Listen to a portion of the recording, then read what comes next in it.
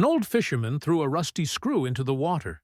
In 20 minutes, he caught 7 bass. The guy next to him used a $15 soft bait that the store swore was the best. He caught 0. Same time, same lake, same depth. The difference? Pure iron oxide entering the water. The fishing industry spends millions trying to chemically replicate what a piece of old metal does for free. But nobody tells you this in the stores. If this is your first time here, subscribe and activate the bell so you don't miss any secrets the industry tries to hide.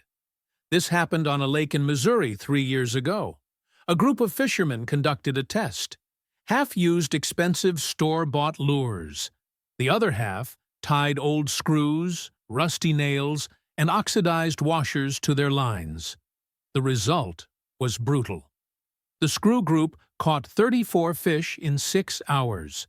The store-bought lure group caught 9. They all used the same rods, the same lines, the same casting technique. The only difference was the rusted metal entering the water. The guys were incredulous. One of them had been fishing for 30 years and had never seen anything like it. They repeated the test the next day. Same thing. 28 fish versus 6. What was going on? Why did a 5-cent screw work better than a $20 lure? The answer lies in what happens when rusted iron touches water. When iron oxide dissolves, it releases microscopic particles that spread rapidly. Fish detect these particles from an absurd distance. It's like turning on a lighthouse underwater. They sense it and come to investigate. Things get even crazier when you realize that oxidized iron mimics exactly what prey blood does in water. The chemical smell is almost identical. The fish's brain doesn't differentiate between them. It only knows that there's food nearby. This method with rusted metal is just one of the techniques the industry doesn't want you to know. I've compiled everything the industry hides from you in the book High-Level Fishing, The Water Game. There you'll find practical freshwater and saltwater fishing techniques, how to quickly identify productive zones, fish structure, and where the fish really are, never again waste time in dead spots, current, tide, and water flow, the invisible engine that controls fishing, positioning, and angle of attack. What decides more than the bait? Fish behavior patterns, how to predict where they will be, real-time decision-making, stop trying and start deciding. The mindset of a high-level fisherman, the difference between amateur and professional. All in one place, no fluff, straight to the point. The link is in the description. Now I'm going to reveal exactly what you need to use. Ready? Rusty screws, old nails, oxidized washers. Any ferrous metal covered in rust works. It sounds crazy to throw trash in the water to catch fish. But it's not trash. It's pure chemistry working in your favor. Fishermen from decades ago already knew this. They tied old rusty hooks to their lines. They used oxidized chains as weights. They caught what nobody else could. This was passed down from grandfather to grandson as a family secret. Nobody talked openly about it because it worked too well. When the industry started to grow and sell synthetic lures, this knowledge was forgotten. It was buried. But the old fishermen knew. They always knew. And now you know too. The science behind this is simple and brutal. Fish have sensory cells called chemoreceptors scattered throughout their mouths, gills, and lateral line. These cells detect chemical compounds dissolved in the water. When rusted iron enters the water, iron oxide decomposes and releases iron ions. These ions have an electrical charge. Fish sense this charge from afar, very far.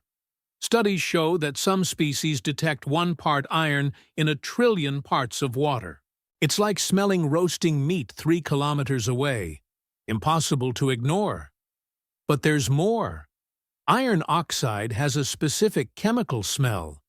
It's the same smell that fresh blood has.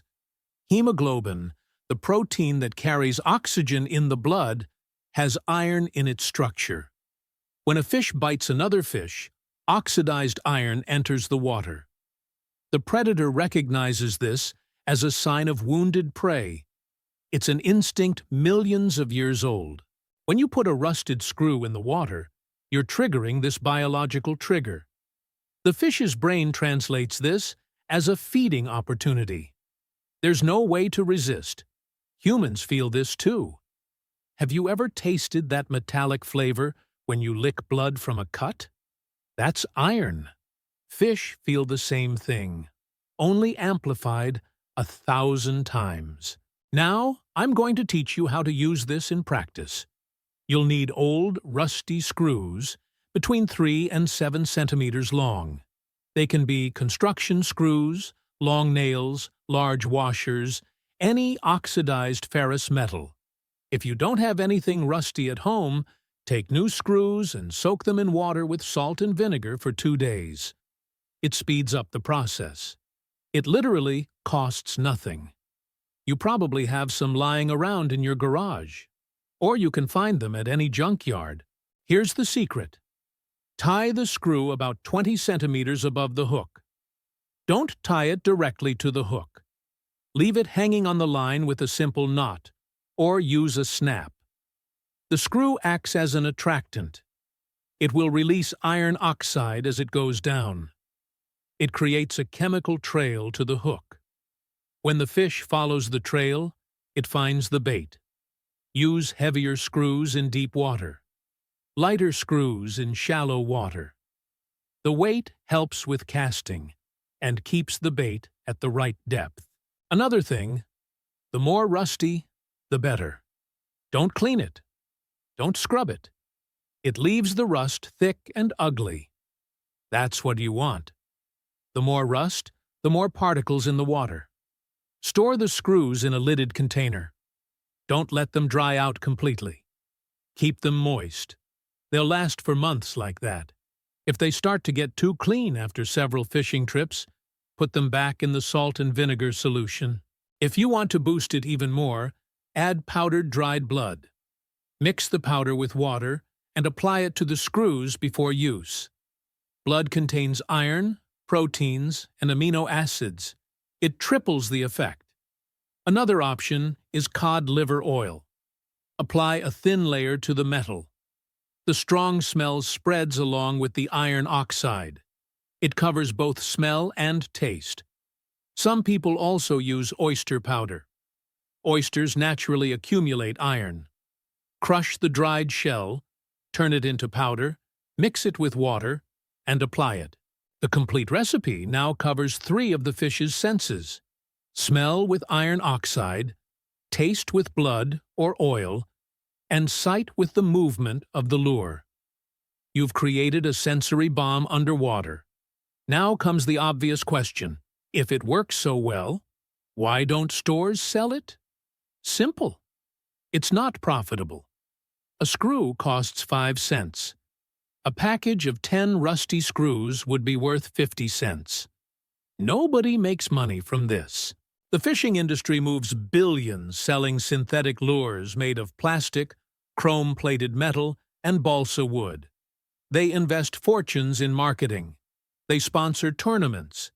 They pay professional fishermen to use their products, all to convince you that you need to spend $30 on a lure that does what an old screw does for free.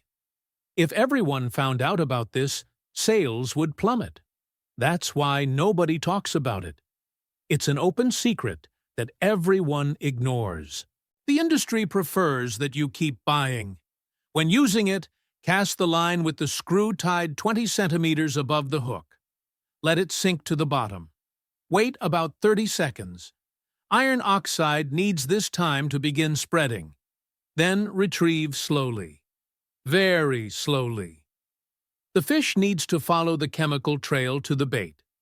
If you retrieve too quickly, it won't follow.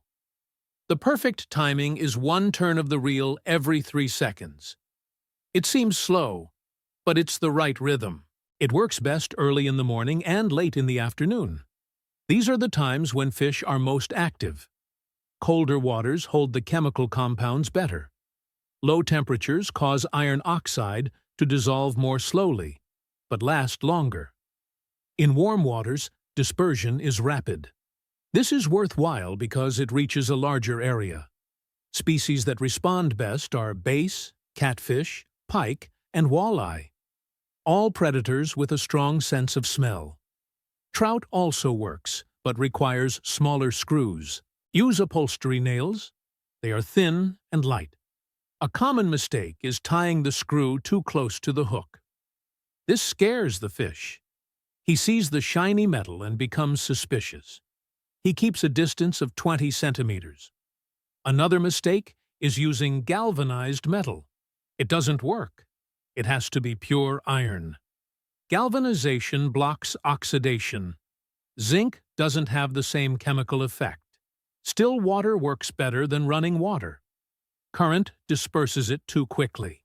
But if you're in a river, increase the weight of the screw. This keeps it at the bottom longer. And remember, if you want the complete knowledge the industry has hidden, it's all in high-level fishing, the water game. There you'll learn water reading, identify productive zones in seconds, structure and positioning, where the fish really are, current and tide control, use the force of the water to your advantage, behavioral patterns, predict fish movements, high-level mindset, stop trying and start deciding. The link is in the first pinned comment. It's the knowledge they tried to bury, now in your hands. Think about what happens on your next fishing trip. While others spend $30 on a plastic lure that promises miracles, you tie a screw you found in the garage. It cost you nothing. In half an hour, you're catching fish after fish. The guys next to you look at you, confused. They threw $70 at equipment and caught nothing. You used scrap. The difference isn't luck. It's chemistry. It's science. It's knowledge that the old folks mastered and the industry buried. Your friends will ask what the secret is. You decide whether to tell them or keep this advantage to yourself. But now you know you don't need an expensive store to fish well. You need to understand how the water works, how the fish think, how chemistry works in your favor. The industry wants you to believe that good fishing is a matter of spending more, buying the newest lure, following the latest trends. But the truth is, a 5-cent screw yields better results than anything they sell. When you learn this, you stop depending on the system. You become free. Fishing isn't luck. It never has been. It's knowledge passed down through generations. The old folks knew it by heart. They caught big fish using practically nothing. No technology, no marketing. Just a pure understanding of how nature works. This knowledge still exists. It's just been hidden under piles of advertising and shelves full of expensive products. Now you have access to it. What will change on your next fishing trip now that you know this? The rusty screw isn't magic. It's a chemical advantage that has always been available. You just hadn't been informed. The question remains, how many other secrets does the industry still hide from you? How many other old techniques work better than modern products? Subscribe to the channel and activate the bell so you don't miss the next video. Every week I bring you another secret they tried to erase. There's something I haven't told you about screws yet. The water temperature changes everything. Cold water below 50 degrees Fahrenheit causes the iron oxide to dissolve slowly. Very slowly. But that's not a bad thing. It means the chemical trail lasts longer. You cast your line, leave the screw at the bottom, and it keeps releasing particles for hours. In hot water above 70 degrees, the dissolution is rapid. It explodes. The oxide spreads over a huge area in minutes. It covers more territory, but it runs out faster. That's why in the summer you need to change the screw every 2 hours. In the winter, the same screw works all day. Old fishermen from the southern United States already knew this without studying chemistry. They just observed. They saw that in the heat they needed more metal. In the cold, less. Pure experience beating laboratory science. Another technique that almost nobody uses. Rusty chain as a sinker. Take a piece of old chain, 15 centimeters long, and tie it to the line as a weight. It works better than any store-bought sinker. Why? Because it has a larger surface area. More rust in contact with the water. More oxide being released. The chain swings with the water current. It creates turbulence. It spreads the chemical particles faster. Bass love this. They feel the vibration of the chain hitting the bottom. They smell the iron. They associate the two. Result? Guaranteed strike. A guy in Tennessee used only this. An old bicycle chain tied to the line. He caught more catfish than anyone else on the lake. People thought he was lucky. It wasn't luck. It was physics and chemistry working together. Now there's a dirty trick that works even better. Take a rusty screw and soak it in raw meat juice overnight. The iron from the rust absorbs proteins and fats from the meat. When you throw it in the water, it releases everything together. Iron oxide plus organic compounds. It's like creating a chemical buffet underwater. Pike goes crazy for it. Walleye, too. The combination of iron with animal protein triggers two different biological triggers at the same time. The fish can't ignore it. It feels hungry, even if it has already eaten. It's pure instinct. You're hacking its brain. And all this costs what? An old screw and leftover meat you were going to throw away. $0. Compare that to the attractive sprays that sell for $25 a bottle. They try to replicate exactly what you just did at home, except they charge a fortune for it. Some people ask, but doesn't throwing rusty metal into the water pollute? No. Iron is a natural element. It has always existed in nature. Rocks contain iron. Soil contains iron. River and lake water already has naturally dissolved iron. You're not adding anything artificial. It's not plastic. It's not synthetic chemicals.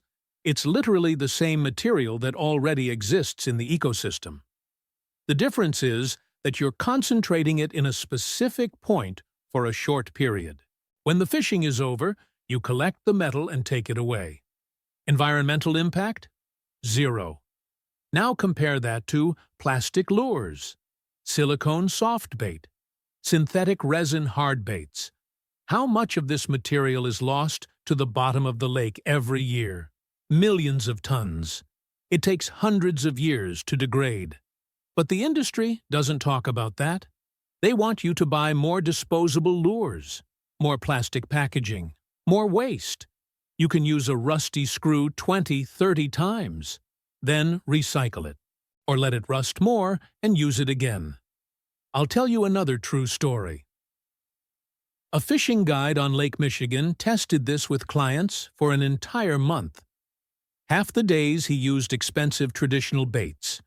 The other half, rusty screws with worms. He kept track of everything: number of fish, size, species, time of day, water temperature. At the end of the month, the numbers were clear. Days with screws, an average of 18 fish per client. Days with expensive bait, an average of 11. A difference of 63%. And the size of the fish? Practically the same. The myth that expensive bait catches bigger fish fell apart. Big fish respond to the same chemical stimulus as small fish. The difference is that big fish are more cautious. They don't attack just anything. But when they sense iron oxide mimicking prey blood, instinct wins over caution. They will investigate. And when you see the natural bait along with the smell, that's it. They attack. The guide started using only screws after that. Savings of $300 a month on bait. And more satisfied clients. Everyone won, except for the fishing store, which lost a customer. The craziest part is that this knowledge has always been available. It's not a secret buried in old books. Any fisherman over 60 has seen someone use it. The problem is that nobody valued it. It became folklore. It became old people's stories. The modern industry dismissed it as superstition. But it wasn't. It was applied science without a laboratory. Pure observation and repetition. The old folks tested it, saw that it worked, and repeated it. They didn't need academic study to validate it. Practical results were worth more than theory. When fishing stores started to grow in the 60s and 70s, this kind of knowledge was erased, replaced by aggressive marketing, by promises of revolutionary technology. Every year they launched the lure of the future, which the following year became obsolete. And you bought it again. The perfect cycle for them. Bad for you. The rusty screw doesn't have a 2.0 version. It doesn't need an upgrade. It works today as it worked 50 years ago, as it will work 50 years from now. Because chemistry doesn't change. Biology doesn't change. Fish instinct doesn't change. Only the price of the bait changes. Always going up.